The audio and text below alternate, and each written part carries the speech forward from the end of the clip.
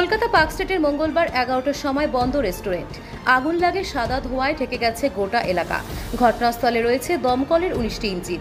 ঘটনাস্থলে রয়েছেন DC south Priyabrata এবং দমকল মন্ত্রী সুজিত বসু এবং স্থানীয় কাউন্সিলর সুস্মিতা মুখার্জি।